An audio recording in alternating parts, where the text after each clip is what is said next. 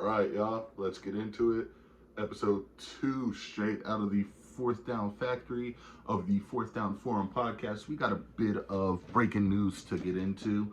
I'm wearing my O's gear. The Orioles got a win. That's not the breaking news. The Orioles finally made a trade for pitching. I'm excited about this as an O's fan. Give me a second to put the mic down here. I just did want to let y'all know that I do have a mic. We are working on improvements, like I said in the last episode. Bear with me. I'll work with y'all. Y'all work with me. We'll work things out, right?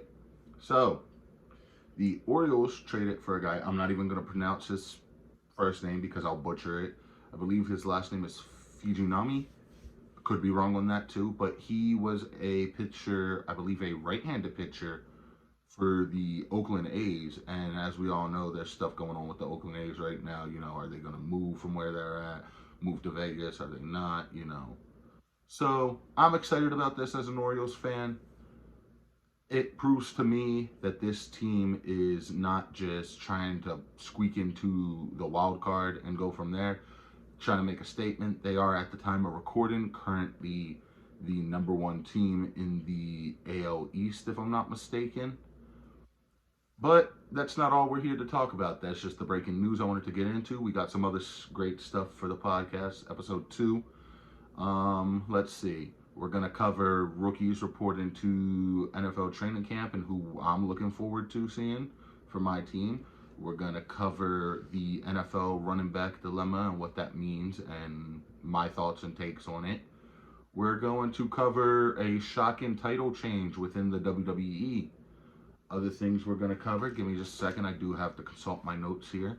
We're going to cover some, alternate uniforms and helmets that the NFL are releasing. So without further ado, and before we get into it fully, we're also going to cover SummerSlam because there are some matches that were made official for WWE SummerSlam, and it's one of their big 4 pay-per-views. But without further ado, let's get into it. Rookies are reporting to training camp here soon. Like I said, for the NFL, guys I'm excited to see. Zay Flowers, without a doubt, one of the best receivers to come out of this draft. The Beta Wall. I said it. He is one of the best receivers. I'm excited about this receiving core. I'm excited to see what Lamar can do. He got his money. He got his weapons. He's got a new OC. The sky's the limit. We'll see what happens. Other guys I'm looking forward to, obviously when the vets get there. I'm looking forward to some of my second-year guys, just as training camp in general. But I'll make a training camp video later down the line on the channel. But I'm looking forward to Odell, likely Lamar, obviously, just to name a few. Speaking of the NFL, because at the time of this recording, there was some breaking news on the NFL front. Disgruntled Jets wide receiver, and we've known about this for some time, the disgruntled part, not the trade, has been traded to the Detroit Lions. Now, what are my thoughts and takes on that? My thoughts and takes on that are that is a sneaky good pickup for the Detroit Lions. They made a lot of noise last year. I believe they finished 9-8, if I'm not mistaken. Their offense was explosive. You add another playmaker to that team, the sky's the limit for them. We'll see what happens, but NFL season cannot get here soon enough. Jeez. Also in the NFL front, Netflix series Quarterback. I remember we talked about that on the debut episode of the Fourth Down Forum. It's been renewed for a second season. So my takeaways on that are a lot of guys are saying, hey, show the 2020 draft class, which is Burrow, I believe it was Hurts, and there's another guy who's escaping my mind at the moment. I want to say it's Tua. Give me a second to consult that. I am going to fact check myself here because I don't want to give y'all wrong information on the podcast. That's just not good business. And, we got to run a good operation here. So, give me just a second to consult this.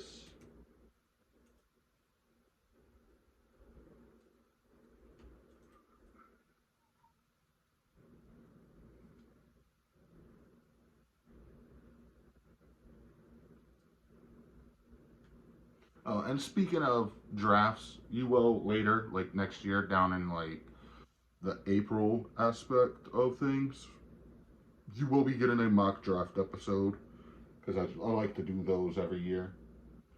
So I know Burrow was definitely one.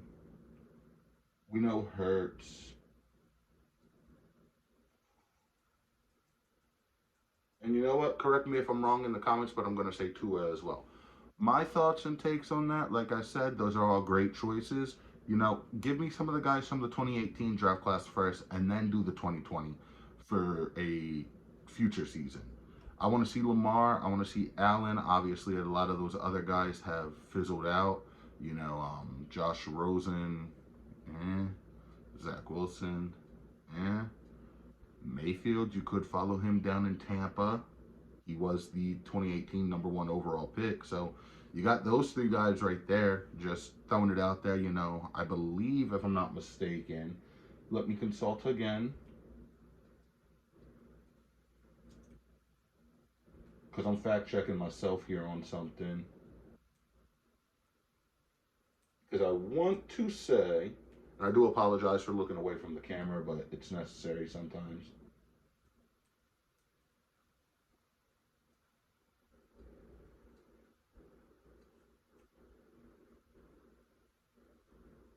Okay, cool.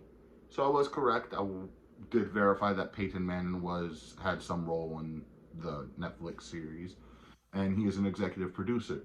So Peyton Manning, for those of you who don't know, is my favorite quarterback of all time. Yes, he's not a Raven. He didn't play for the Packers. Whoop-de-doo. That man's a beast. Favorite football quarterback of all time. And you know, it'll just be exciting to see what the Netflix series has in store for us. So, other than that, the Cleveland Browns, they unveiled a new all-white helmet, and I'm a Ravens fan. I had this debate the other day. You know, me and my mom were talking, and she was like, just a little bit of a side note. She was like, the Browns didn't used to be the Ravens, and I was like, yes, they did. I was like, call your sister and ask her. And lo and behold, you know, I did the same thing to her that she did to me when I was first getting into sports. So it was kind of a cool little thing there. But their helmets are really clean. I think they're right up there with Cincinnati's all white helmets. Cincinnati might have the edge just by a little bit, because tiger stripes, you can't go wrong with that, man. You cannot go wrong with the tiger stripes. The Titans and the Colts have came out on social media and said they are going to be unveiling new uniforms. I believe those are supposed to drop tomorrow at the time of this recording. So on the next episode, I'll give my takes on what I think of those jerseys, and we'll go from there.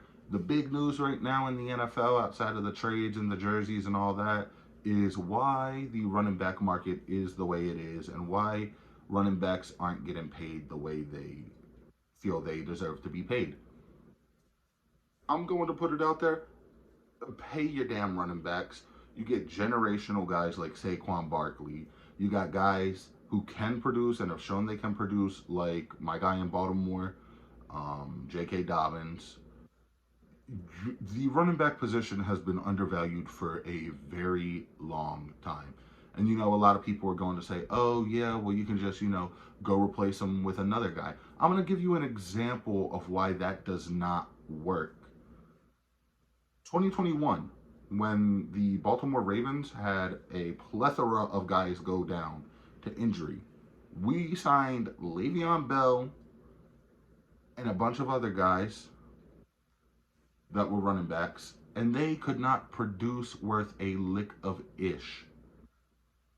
Pay your running backs their damn money the same way you pay the quarterback market. I'm not saying pay them the exact same like a quarterback, but give them the money they deserve. That's why guys like, hell, Leonard Fournette is still in the market, and I've seen what Fournette could do at LSU. Hell, they call the man Playoff Lenny for a reason. Ezekiel Elliott, that's kind of a different story. We don't really know where he's at right now. He's obviously a free agent too. No shade towards him or anything. But you got guys on the market who would love to play. You got players who are disgruntled at the running back position right now. And it's really a shame to see because these guys, they pour their heart out. They show why they deserve to be paid right now. Like I said, one of the biggest guys who deserves their contract, Tony Pollard's another guy I forgot to mention out in Dallas. He deserves his money as well. He helped that team a lot last season. I believe the running backs actually have a group text, if I'm not mistaken, and they've been talking about what's the best way to go about like bringing this to the NFL's attention. And honestly, this may be an instant where you want to get the NFL Players Association involved. But yep, those are my thoughts and takes on that. Pay the running backs what they deserve. It will go a long way. It will make the game of football more exciting. Because I'm going to put it out there right now. The running back position is relevant. I don't need people out here saying, oh, it's a needless position because you got your dual threat quarterbacks who can. Think about it though. Do you really think guys like Lamar Jackson, Justin Fields, Kyler Murray, do you think they want to have to scramble all the time and take the brunt of that? No. Most of those guys want to be back there throwing it and slinging it. So pay your damn running backs. That's my take on that. Consulting the notes. Next thing, we're getting on the SummerSlam 2023 preview. So like I said earlier in the podcast, SummerSlam is one of WWE's big four pay-per-views. You got Survivor Series. I know on the last podcast I said it out of order. I'm probably going to do it again. Actually, scratch that. We're going to go in chronological order. So you got the Royal Rumble, you got WrestleMania, you got SummerSlam, you got Survivor Series. We've already passed Mania for this year. We've passed the Rumble for this year. So now we're at SummerSlam. These are some of the confirmed matches. We got Cody Rhodes versus Brock Lesnar. It's kind of like that trilogy he had with Seth Rollins when he first came back. It's a trilogy, so 3 matches. I believe this match is going to have a stipulation. It needs a stipulation in my opinion because, I don't want to say that this feud or rivalry has been stale, but it's lacking something. So if I were to put my booking hat on for a minute, I would say make Brock Lesnar versus Cody Rhodes an I Quit match. It gives you a chance to show Cody's endurance. You can have Brock, just absolutely wailing on Cody, beating him up to the point where you think Cody's going to quit, and then he doesn't, or vice versa. But that match is going to be exciting to see. I know they're also building towards Logan versus Ricochet at SummerSlam. And Logan Paul, for being in the WWE in the short amount of time he has really impressed me. And I know that really doesn't mean a lot to him. He's like, who are you? You're just some guy. But he's really impressed me. It's been really exciting to see what he's been able to accomplish in his short amount of time. Tag teaming with The Miz at WrestleMania 32, I believe. Facing The Miz at SummerSlam. His match with Seth Rollins at WrestleMania 30, I want to say it was 39. It was 39, so I meant 38 on the other one. And then the match at Crown Jewel he had with Roman Reigns where he went viral because he did a top rope dive through the announce table. Chef's kiss. Other matches that are confirmed. Finn Balor versus Seth Rollins. Speaking of Seth Rollins. Now this is a rivalry that has been 7 years. 7 years in the making. Because if you take it back to 2016 when we had the brand split and all that going on, the first match for the newly unveiled Universal title, which was, everybody called it the Strawberry Jam title, that was Seth Rollins versus Finn Balor. Finn Balor went over and beat Seth Rollins. Unfortunately, in that match, he was injured at the hands of Seth Rollins. Not Seth Rollins' fault. Injuries happen. They occur at any time. I believe I talked on this on the previous podcast. But it sucks that it happened because he had to relinquish the championship the next night on Raw. The storytelling, the long-term storytelling that they have been doing with this rivalry is amazing. I'm invested in it, and it takes a lot for me to actually sit there and be invested in a feud with WWE, but this is one that I'm invested in. I love all the work that Finn Balor's been doing with Judgment Day. I know at the beginning, like last year when Edge introduced the Judgment Day, I was like, okay, it's kind of weird that Finn Balor's taken over. But I do have to say, I think long term, it was probably the right call. Because, you know, Edge, one of the best in the business, but long term, you know, with Finn Balor, Damian Priest, Rhea Ripley, and Dominic Mysterio. Speaking of which, Dominic Mysterio won the NXT North American title the other night on NXT. So you got the Judgment Day stronger than ever as a faction. Think about it. Finn Balor's the #1 contender for the World Heavyweight Championship. Rhea Ripley is the Women's World Champion. Damian Priest is Mr. Money in the Bank. And Dominic Mysterio now has gold around his waist. Singles gold, may I add, because he was the SmackDown Tag Champ with his father at one point. So exciting to see that, see how that plays out. Another match that has been confirmed is Ronda Rousey versus Shayna Baszler. I'm not really too invested in this match, and that's no fault of Shayna Baszler's at all. Honestly, I've just never liked Ronda Rousey in WWE, and that's my take. That's how I feel about it. Y'all do not have to feel the same way. You can disagree with me. I'm not here to change your opinion. I do think the promo work by Shayna Baszler has been phenomenal, but if the rumors are true about Ronda Rousey leaving WWE to return to UFC, then Ronda needs to put Shayna Baszler over at SummerSlam. And now, a rivalry that has been renewed, that has been 3 years in the making. Your tribal chief, Roman Reigns, versus main event, Jey Uso, for the WWE Undisputed Universal Champion. This has been WWE's best story, you could argue, of all time. You could argue that it's one of their best stories that they've ever delivered.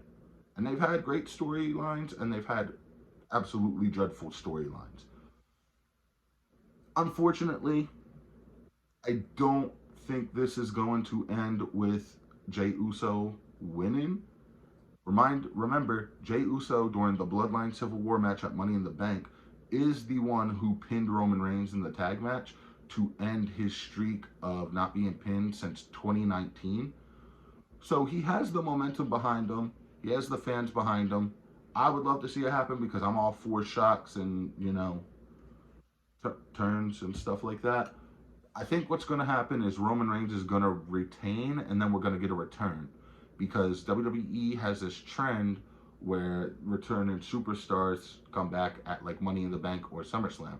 Hell, Roman Reigns was one of those guys that returned back in 2020, I believe. Now, my nominees for guys who are going to return, Randy Orton has been on the show for quite some time, so he could challenge for the title. I believe Big E has been on the show for some time, so he could come back. There's probably another guy who's slipping my mind right now, but I'm excited to see. I will be tuned in to SummerSlam this year, and, you know, it's just a great time for wrestling.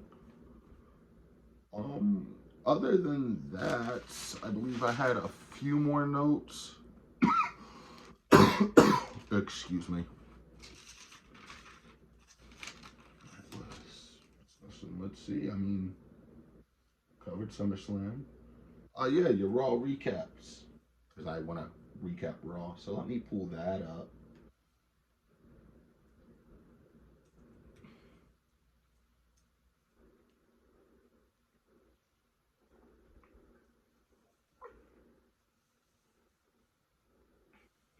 So, Raw emanated from Georgia, Cody Rhodes' hometown.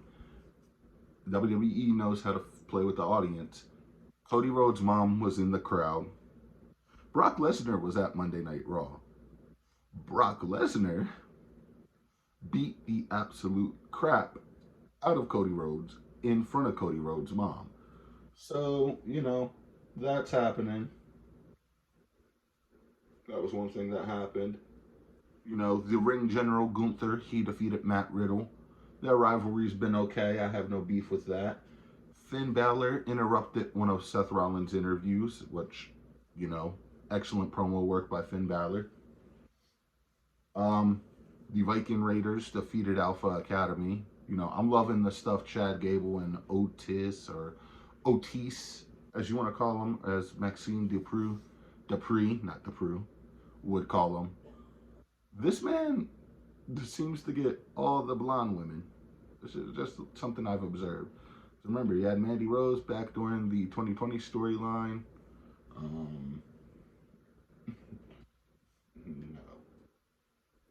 Shayna Baszler defeated Nikki Cross in a match that was honestly way too short. I get what they were trying to do, but 15 seconds, and I know it was 15 seconds because there's a gentleman by the name of it's either Santi or Santi, who has a wrestling podcast, who had a TikTok clip that I was watching, who timed it, and he clocked it at 15 seconds, which is just absolute ridiculousness. Trish Stratus and Zoe Stark interrupted Becky Lynch on Miz TV before they came out. Becky Lynch laid into the Miz and was like, I know how this works. You have all this going on, so just bring your other person out here now. And Becky Lynch and Trish Stratus are going to have a match at SummerSlam. So I believe there were a couple stipulations for that match too, that if Becky loses, she has to abide by like Trish's stipulations. Bronson Reed defeated Shinsuke Nakamura, and that was due to Tommaso Ciampa interfering, or Ciampa, however you want to pronounce it. And Shinsuke Nakamura lost his cool and turned heel. Now, I have no issue with this, but WWE, y'all need to figure out what we're going to do with Shinsuke. Y'all are going to keep him heel, keep him face. We can't have a big show type thing going where he's face and heel every other week. Doesn't work. And in your main event, Kevin Owens and Sami Zayn defeated the Judgment Day, which was Dominic Mysterio and Damian Priest. So to retain the Undisputed Tag Team Champions. So overall, not a bad episode of Raw. It's gotten a lot better under the Triple H era, You can still tell when Vince McMahon puts a stamp on things. Sometimes you can't, though.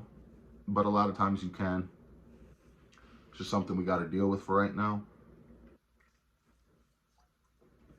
Other than that, y'all, got a couple of PSAs, and then I think I'm going to sign off for the night. We covered everything, right? Yep, that's episode 1. So, keep Primetime Deion Sanders in y'all's thoughts and prayers if y'all do that. He has to have another surgery on his foot and something else. So y'all just make sure y'all keep him in your thoughts and prayers. Other than that, thank you for the support on this podcast. It really means a lot to me. I know the first episode is sitting, last I checked, it had 93 views. It had 18 likes, which may not be a lot to you, but if it's more than 0 likes, if it's more than 0 views, then I'm doing something right, because I'm giving to y'all content that y'all enjoy and that y'all are invested in watching. So other than that, that's all I have for the second installment of the Down Forum podcast. Thank y'all for the support. Find us over on Twitter at the Down Forum. Follow me on my socials. That's going to be, I'll put them down in the bio like I do every time. He'll be on Twitter at _big_D_410. TikTok, it's going to be Big Vanilla 96. And Instagram is livinglife_with Dereck, but that's Dereck with a DERECK, not DEREK. Thank y'all for everything. I'm looking forward to the content that I'm putting out for y'all. Can't wait to get pushing more content. I can't wait to get pushing more content for y'all. I'm excited. we're gearing up for football season. That's about to happen. You know. And let me just make sure one other thing before.